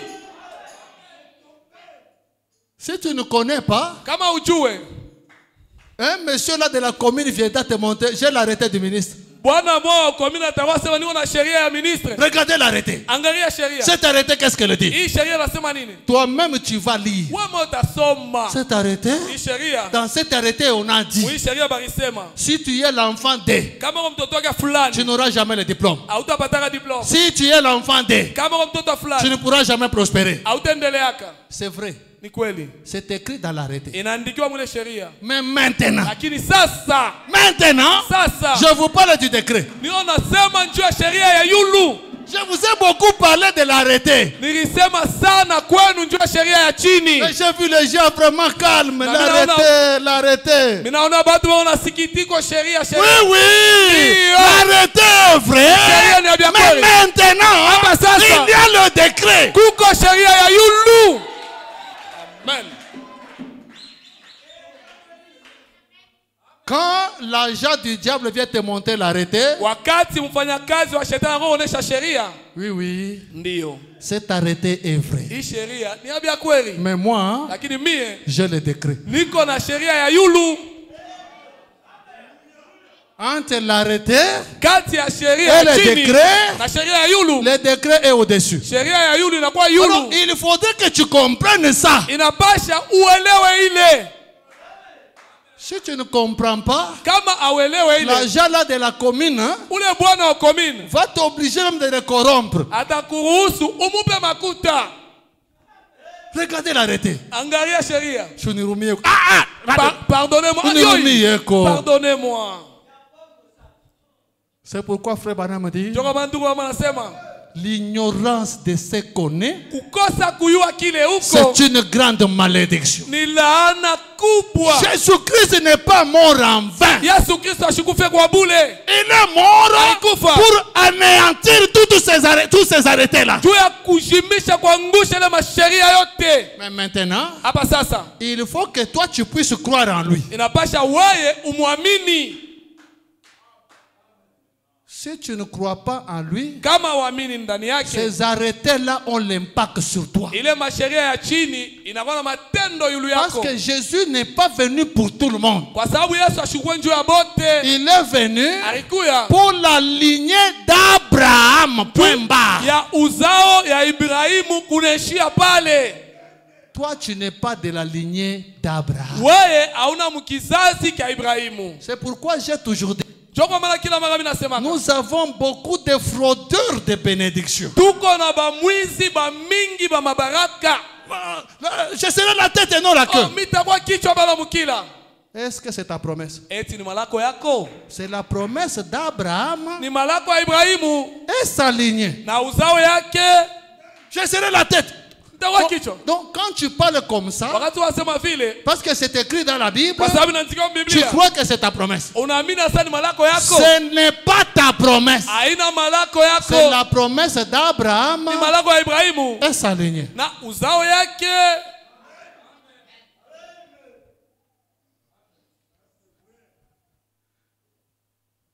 Même dans les gens disent, Hata batu wanasemaka les malheurs des uns ole ya bengine font le bonheur des autres. inafanya eri ya bengine. Jésus est venu chez le sien. Yesu alikuwa kubake, Il est venu chez le sien. alikuya kubake. Le sien, c'est Abraham Bake ni Ibrahimu et sa lignée. na uzao yake. Un jour, Siku moya Cananéen voit passer. Mkanana moya naona Yesu anapita. Maître, Mwalimu, regardez, l'enfant est malade. Angaa mtoto kwa mgonjwa, Il ne dit même pas un mot. ashina hata kule, Il passe. anapita. Maître, Seigneur. Mwalimu bwana, Les disciples lui posent la question. bamitume wamuuliza, Mais maître, il est tenté de déranger. mwalimu yoko nazuru, Dieu ne m'a pas envoyé pour eux. Mungu ashikunituma juu yabo. Dieu m'a envoyé Mungu alinituma vers la tribu d'Israël. kukizazi cha Israeli.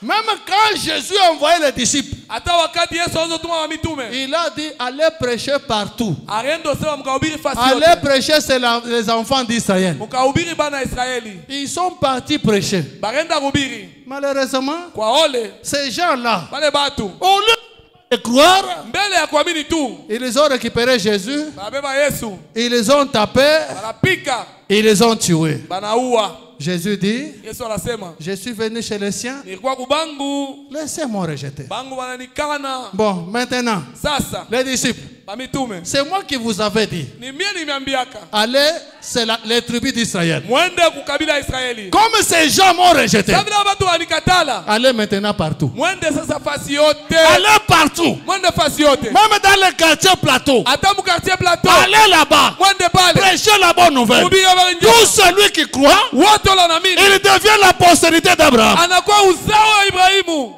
Amen. Maintenant, toi, tu n'as jamais cru. Sasa wewe hauaminiaka. Tu n'es pas la postérité d'Abraham. Hauna uzao ya Ibrahimu. La postérité d'Abraham, Uzao ya Ibrahimu c'est les 12 tribus d'Israël. ni ile makabila 12 ya Israeli. Toi, tu es les tribus. Wewe uko mkizazi gani? Aucune tribu. Hakuna hata kabila moja.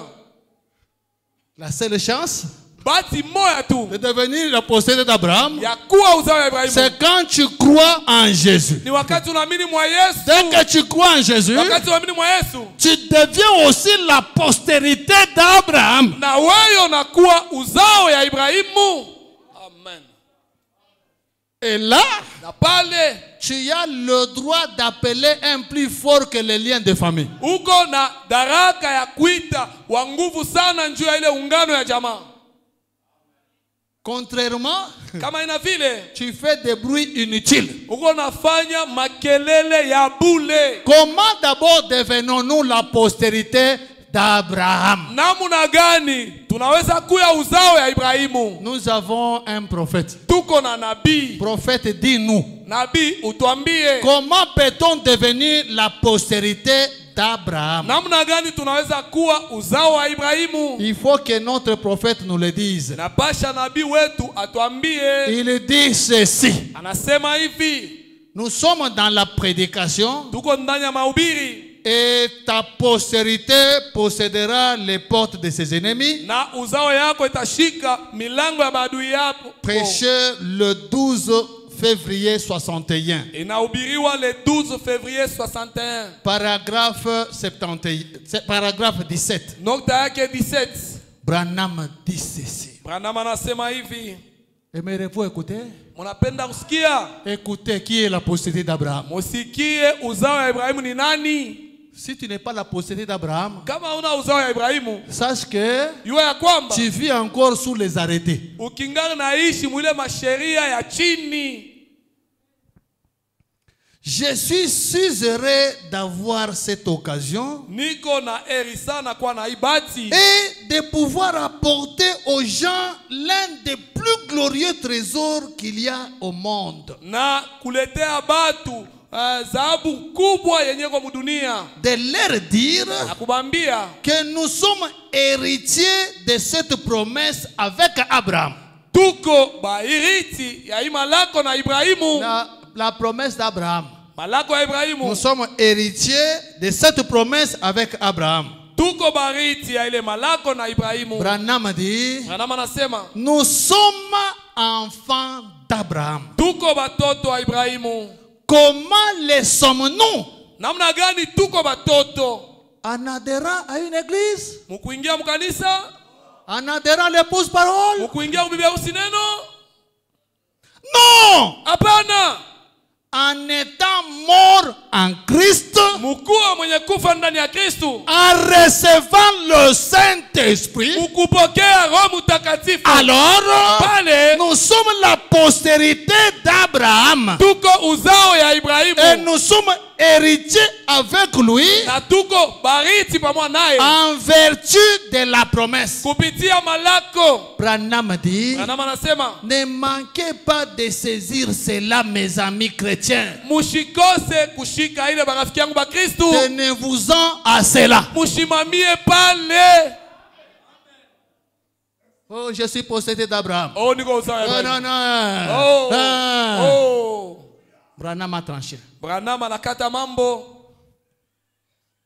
Dans la même prédication, Mahubiri moya moya. paragraphe 25, Nokta yake 25.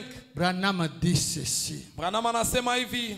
Comment devenons-nous la postérité d'Abraham? Namna gani tuko na kuwa uzao ya Ibrahimu?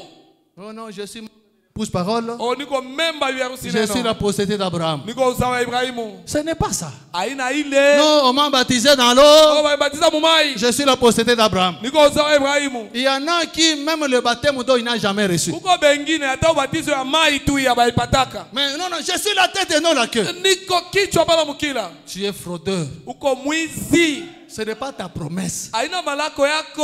Laisse cette promesse-là tranquille. Acha ile malako stare.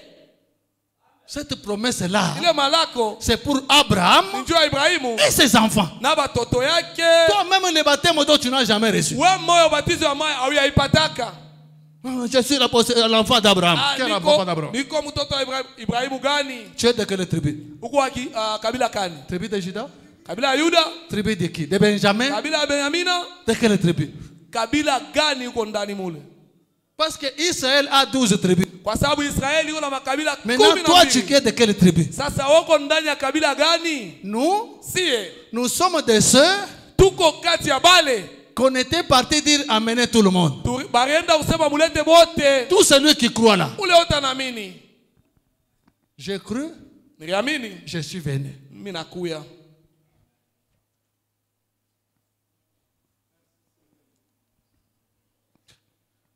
Comment devenons-nous la postérité d'Abraham? Namna gani tuko na kwa uzao ya Ibrahimu? En étant mort en Christ. Mukufa ndani ya Kristu. Galates 3. Galati 3. Branham dit, Branham anasema nous, sie lorsque nous mourons en Christ, wakati tuko na kufa ndani ya Kristu nous devenons la postérité d'Abraham. tuko na kuwa uzao ya Ibrahimu. Voyez-vous? Unaona? Nous sommes morts aux choses du monde. Tulikufa kubitu vya Et dunia nous devenons une nouvelle créature en Jésus-Christ. na tunakuwa mtu wa sasa ndani ya Yesu Kristo. Alors le Saint-Esprit qui était en Christ Pale Roho Mtakatifu yuko ndani ya Kristo se trouve en nous. inajikuta ndani yetu, Et cela na ile fait de la postérité d'Abraham. inafanya sie tunakuwa uzao ya Et Ibrahimu. cela nous donne la foi d'Abraham. Na ile letupatia imani ya Ibrahimu. Dans la même prédication, Mahubiri moya moya. paragraphe 60 et 61, Nukta yake 60 na 61. Branham a dit ceci. Branham anasema hivi. En effet, souvenez-vous, Kumbukeni, l'église, nous sommes ensemble. kanisa tuko pamoja. Oh non, vous croyez frère Branham. Oh, munaamini ndugu Branham. Yoi, écoutez maintenant. En effet, souvenez-vous. Basi kumbukeni. Souvenez-vous. Kumbukeni. Si vous n'êtes pas la postérité d'Abraham, Kama hauna uzao ya Ibrahimu, vous n'êtes pas inclus dans la promesse. hauna ndani ya malako. Amen. Amina. Amen. Amina. C'est Branham. Ni Branham. Je n'ai rien ajouté, rien ajouté. Rien diminué. Je n'ai ni ajouté ni enlevé. Shiongeze wala shitoshe. Si, et puis il dit, en effet, Anasema basi souvenez-vous, kumbukeni. n'oubliez pas, Mushisabwake. rappelez-vous, Kumbukeni. si vous n'êtes pas la postérité d'Abraham, Kama hauna uzao ya Ibrahimu, vous n'êtes pas inclus dans la promesse, hauna ndani mumalako. eh bien, Zuri. vous pouvez être membre d'une certaine église. C'est un ordre. Unaweza kuwa mumemba kanisa fulani iko sawa. Vous pouvez être membre de l'épouse parole. C'est un ordre. Unaweza kuwa mumemba ya bibi harusi neno ni Oui, sawa. monsieur. Ndio bwana. Je n'ai rien contre le fait d'être membre d'une église. Shina na mambo ya kusema uko mumemba kanisa. Je pense que c'est une bonne chose. Mina wazia ni kitu kizuri. Mais frères, sœurs, Lakini ndugu na dada, cela ne vous aidera pas. ile haitakusaidia. Ça ne vous aidera pas du tout Haitakusaidia yote à l'heure de votre mort muwakati alufu yako ou à la venue du Seigneur Jésus-Christ. wala mkuya kwa Bwana Yesu Kristo. Il vous faudra être postérité d'Abraham. Inakupasha uwe uzao wa Ibrahimu. Et la seule manière que vous puissiez être la postérité d'Abraham, Na namna moya njuu kuye uzao ya Ibrahimu c'est en renonçant à vous-même, ni kujikatala peke yako, en mourant en vous-même mkufa ndani yako, et en naissant de nouveau du Saint-Esprit, na mukuzarika mara ya pili na Roho Mtakatifu, puisque c'est la vie qui était en Christ kwa sababu ni uzima iwa ndani ya qui Kristo fait de vous la postérité d'Abraham. inakufanya wewe ukuwe uzao ya Ibrahimu. Amen. Si tu n'es pas la postérité d'Abraham, Kama una uzao ya Ibrahimu, sache que les liens qu'on avait signés yuwa kusema patano yenyewe balipatana par tes ancêtres là, kubakambo yako, tu es toujours là. uko ndani mule, Tu vis encore unaishi tena sous les arrêtés. chini ya masheria ya chini, Les arrêtés du diable. masheria ya shetani. Ce qu'on avait signé avec tes grands-parents là. Ile balipatanaka na bakambo Tu yako es là. uko ndani mule, Il faudrait sortir. inapasha kutoka. Mais comment quelqu'un, Namna gani mtu croyant du message, mwaminifu wa ujumbe peut commencer à vanter la tribu? anaweza kutapa kabila? Chez vraiment qui acquitte vraiment. Ah, chez nous, vraiment chez nous. Tu connais ça vient d'où tout ça? Unayua inatokea wapi? Il y a des gens qui ont signé des pactes comme ça. Kuko batu bariwek patana maungano ya vile. Huyu ni wa kwetu. Celui-ci il est de chez nous. Kwenu kule kuma pacte là. Chez nous là où il y a des pactes. Là où on avait signé. Pale baripatanaka. Si. Kama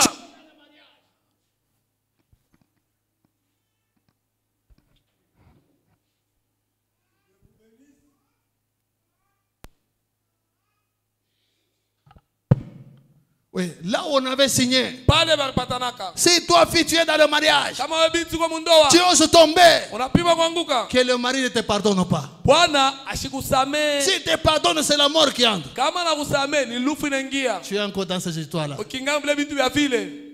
Oh, Mukia kwetu. Oh, chez nous, Tu ne peux pas saluer ta belle-mère. hawezi kulamkia mko yako. Qui avait signé cet arrêté-là? Nani alipatanaka ile sheria ya chini? Il y a quelqu'un qui avait signé l'arrêté. kuko mtu akapata sheria ya chini Dans ma lignée à moi, mukizazi kyangu, ne saluez pas ta belle-mère. ushilamukie mko yako.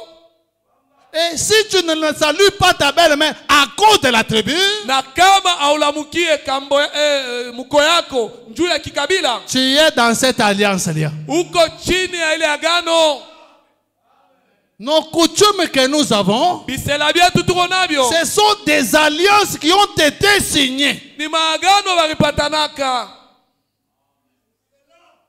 Dans cette lignée, Mwikizazi tu ne peux jamais hauwezi hata siku moja regarder ton père, ton beau-père. kuangalia mko yako Oh, tu ne peux mwanaume pas faire ceci. hawezi kufanya hiki, Et toi, tu es dans ces histoires-là. na wewe kingambule bintu Attention, ou quoi tu vas faire quelque chose? keba chez nous on ne fait pas Non, non, ça, quoi tu vas faire quelque chose? chez nous on ne fait pas ça, Quoi tu vas faire quelque chose? oh chez nous on ne fait pas ça. Tu ne te poses même la question, ça vient d'où? Uko najiuliza vinatokea wapi? Ce sont des arrêtés qui ont déjà été signés. Ni masheria yenyewe balipatanaka, Et quand tu les fais, na wakati unaitenda sache que tu exécutes aux alliances. yua kusema unapatana na ile maagano. Maintenant, pourquoi cette loi, tu l'exécutes? Cet article, Sasa ile sheria un article, tu Sheria le moja respectes. auiheshimie, Tu respectes un article unaheshimia ya sheria de moja cette alliance-là. ya ile agano. L'autre article, Hii sheria ingine tu refuses. unakatala. Ici, on te dit, tu acceptes. Hapa wakwambia Là-bas, on te dit, non, non, non, non, non, non. Pale wakwambia Moi, j'ai déjà cru. mimi nishakuamini. Kuya bashi bakupiane. Ah! Viens on puisse Mimi te nishakuamini. remarier. Non, j'ai déjà crié. Mais quand tu vivais là, Wakati uanza kuishi, tu vivais selon les coutumes uanza kuishi fadhila ou bisela, tu vivais comme chrétien? wala uanza kuishi sawa Mkristu. Nous, Sie nous avons déjà signé nos alliances. tusha kupatana maagano yetu, Nous signé même ici à l'épouse parole. tulifanya agano hata pa biharusi neno, L'alliance de l'épouse parole. agano ya biharusi neno. Ici, tu sais que frère Banam dit. Tu sais que frère Banam dit. Unapatana Nous nous disons Amen. shi tunasema amina. Ça, c'est l'alliance Ile ni agano entre papa de l'épouse parole kati ya baba wa biharusi neno et ses enfants. na batoto Et yake, il na faudrait inapashwa que cette alliance-là ile agano reste. ibakie. Même nos enfants qui viendront après nous, Hata batoto wetu watakuwa kisha shie à notre famille, ujamaa on yetu. croit tout ce que frère Banam a dit. Tuko naamini kile kyote ndugu Branham alisema Ce sont des alliances aussi. ni maagano, na ile nayo Nous sommes convenus, vous et moi. tulipatana mwe na mie. C'est pourquoi, Ndio kwa maana quand je vous présente ce que frère Banam dit, wakati wewe umeonyesha kile ndugu Branham anasema, vous n'avez pas le choix. hamuna na kia kufanya, Vous êtes obligés de croire. unaona haki ya kuamini. Pourquoi? Juu ya nini? L'alliance. Agano.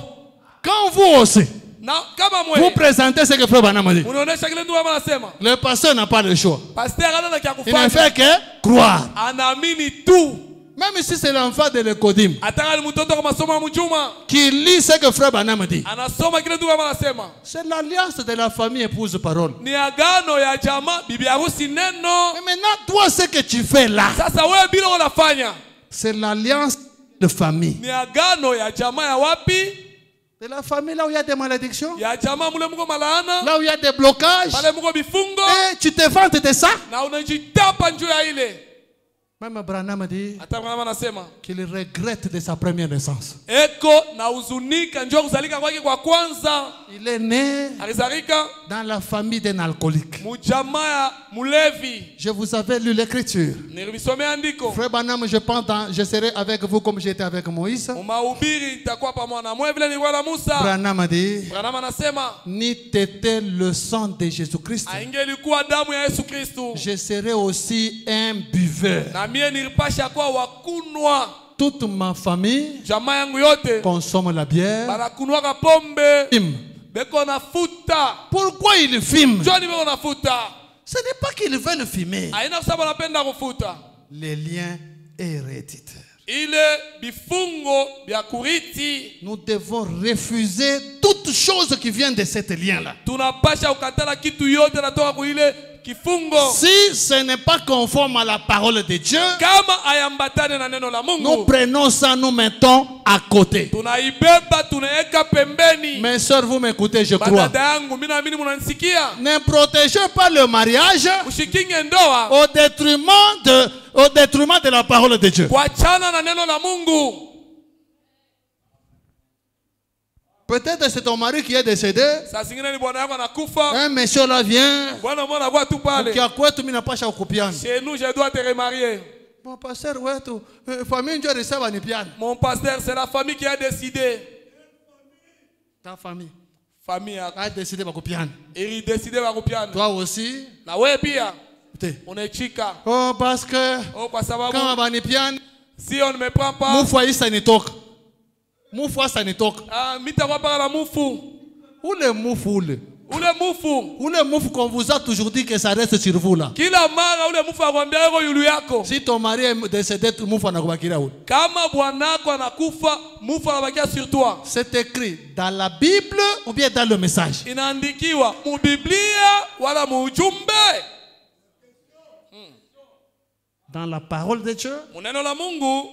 Quand vous signez votre alliance ici, wakati unafanya agano yako hapa, comme le dimanche, il y a Josué et Rachel qui ont fait leur alliance. Sawa vile Mujuma, Yoshua na Rakeli barifanya agano yabo hapa. Ils ont signé l'alliance. Barifanya agano yabo. Tu resteras mon mari. Utabakiaka bwana yangu. Jusqu'à ce que. Mpaka pale. Donc dans notre alliance, mwagano yetu, la mort va nous séparer.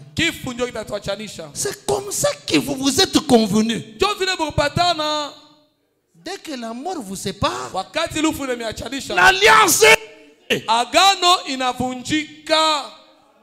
Oh, Bushiku minanza mona bwanango yanakuwa unyambia yeye nyongopesha. La nuit je vois mon mari, il vient m'effrayer. Ana bwanako leo unakuwa Bushiku. Ana ye. La nuit ce n'est pas ton mari qui vient. Il y a un sorcier du village ou de la famille qui a porté le visage de son mari pour venir. Tu n'as plus des alliances avec lui. Il viendra comment? On te ment comme ça. Avec des lois et tu acceptes. Nous nous sommes arrêtés. Nous ne sommes plus dans les arrêtés. Nous sommes dans les décrets. Jésus est déjà venu. Nous avons le message. Tout ce que nous devons faire, vérifier le message. Amen. Ne soyez pas des esclaves des coutumes. Les coutumes, ce sont des alliances. Je pense, épouse parole, vous avez bien écouté. Les coutumes là, il y a quelqu'un qui avait signé l'alliance avec le diable. Et il lui a dit, dans ta lignée ici, on ne veut pas de ça, on ne veut pas de cela. Toi aussi tu es né. On te dit, chez nous, on ne salue pas ton beau-père à la main. Si tu lui donnes la main, tu dois payer une poule. Et puis tu le fais, on te dit, on t'a dit de payer la poule, tu viens avec la poule. Oh non, comment tu n'as chambula boana ko tari pambouche. Ah bah si tu incites seulement ton mari, tu vas payer une chèvre. Et puis on te dit ri pambouche, on a pambouche nenda peleka. Kisha wanakuambia paye une chèvre, unabeba unapeleka. Et puis je suis chrétien. Kisha sasa niko mkristo. Tu es chrétien en tout. Uko mkristo mubiote. Comme on a chambula boanako, si tu incites ton mari, la parole de Dieu te dit va demander pardon. Neno la Mungu nakwambia ulombe usama. Demande pardon un point, c'est tout. Lomba usama kunaishia pale. Oh, richambula mko yako. Oh, tu avais ingéré ton il faut venir avec bankuku ba 4. Il faut venir avec 4 poules. C'est écrit où ça? Banaandika wapi? La Bible est là, le message est là, donnez-moi. Biblia yoi ujumbe mpale iko wapi? Nulle part. Donc, il y a beaucoup 4. C'est 4 poules. C'est les anciennes alliances. Mais moi, hein, je ne suis plus de ces alliances-là. Mes soeurs, Première fois, on va te tenter. Mara kwanza watakupima. Quand tu résistes, Kama unajama, avec le temps, wakati takuya, on connaîtra ton identité. batajua kile uko. Ou you, Celui-ci, ça ne sert à rien. hakuna moyen. Je suis là avec ma femme. Niko hapa na bibi yangu. Quand tu as le deuil chez moi, Wakati kwangu kirio, on connaît que où les akalaka muibi. banajua ça celui-ci il n'est pas dans ces choses. Oh non, oh, il faut couler ta drap. Il faut. Il faut donner les draps. Qu'est-ce qui ne va pas? C'est ma maman, c'est mon papa, je dois l'enterrer. Ni mama yangu, ni baba yangu, mimi napasha kumuzika. Ça devient ça, il faut pas cadra. Inakosa, inapasha paka kuileta. Waya. Vous attendrez longtemps. Mutachunga na kuchoka. Il est drap, kusema hii drap njoo na wakushika nayo. Hii drap, je suis venu pour enterrer. Jamais. Atashi kumoya. Dès que j'arrive, Wakati minafika, je trouve qu'on a déjà acheté un drap. mina kuta basha kuza drap yabo. Un autre deuxième drap. Boutafana onini. Hii drap ya pili. Qu'est-ce que vous allez faire avec ça? Oh non, oh mukiakwet. Oh, chez nous. Hey. Il a dit toi pas. Ces choses non. Soutenir, je vais soutenir. Ushika mkono mnaweza kushika. Suivez. Munifate mzuri. Parce que je sais avec des frères, Kwa sababu mimi najua banduku. il y a des frères qui écoutent toujours de travers. Kuko banduku wanaelewaka munamna ingine. Oh, pasteur avait dit, Pasteur Sebaka. si kama muko anakufa, Si un beau père on ne doit pas l'enterrer. Ce n'est pas ce que j'ai dit. Aina vile mimi nasema. Ce n'est pas ce que j'ai dit. Mishiseme vile. Moi, je dis, Mimi nilisema. n'exécutez pas aux ordres des coutumes. Mushitende kuile kanuni ya bisela. Ce sont des alliances. Ni maagano. Quand tu le fais, Wakati tunaitenda. tu reconnais cette alliance-là. Na wewe unatambua ile agano. Et ces démons-là seront sur toi. Na ile mapepo itakuwa yulu yako. Aujourd'hui, tu fais ça. Leo unafanya hiki. Demain, on te demande de faire ceci. Non, non, je suis chrétien. Kesho wanakolesha ufanye. Wewe niko Mkristo. Mais comment tu avais d'abord acheté les draps? Je ununuaka drap. Mais maintenant, pour faire ceci, Dieu va couper, on a zakata. Sasa leo njoo wakubebe, usikomasa à refuser. Kudra urlet. Vous coupez, on a zakata. Les draps tu as donné. Kukupiania tu refuses. Viens ici. Il faut des draps que tu as déjà refusé. Inapasha tangia mwanzo kudra ushokatala. Je me souviens quand on venait de se marier. Mina kumbuka wakati utoka mkoano. Il y a certains beaux-pères qui étaient venus quand nous étions à Kinshasa. Kuko mko yangu moya kuya wakati kwa Kinshasa. Ils entrent dans la maison. Non, nous ne consommons jamais le sucré. Banenga munyumba sasha tu kunywake secret. Nous seulement la bière. Shia ni paka pombe. J'ai dit papa, Na sababa. dans ma maison la bière n'entre pas. Munyumba ngupombe ingi yake. Il n'y avait même pas discuté là-dessus. Akukuwa ta kubishana yulu ya Que ile. je commence à te supplier tout ça. Nyanza kukubembelesha.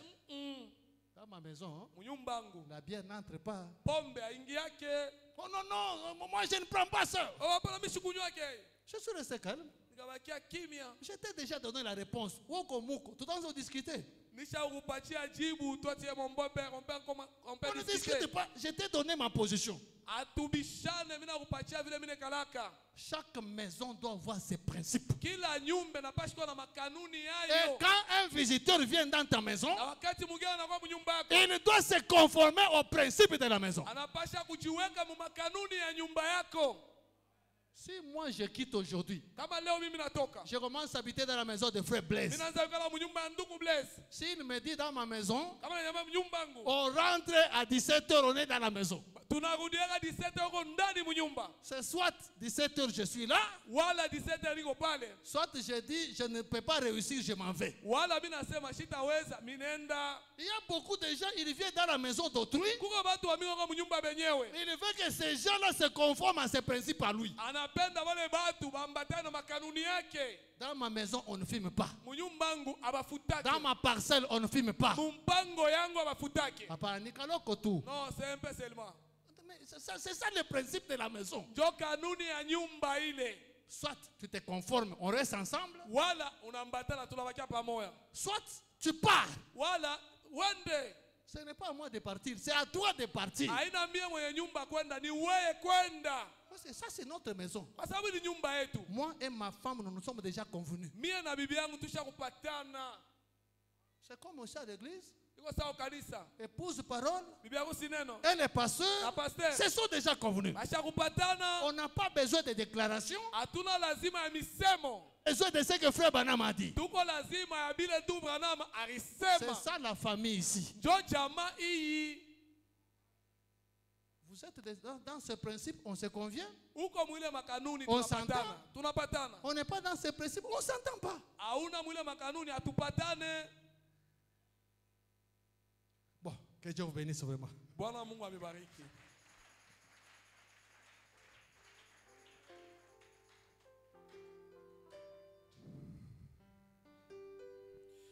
Numéro 15, crois seulement.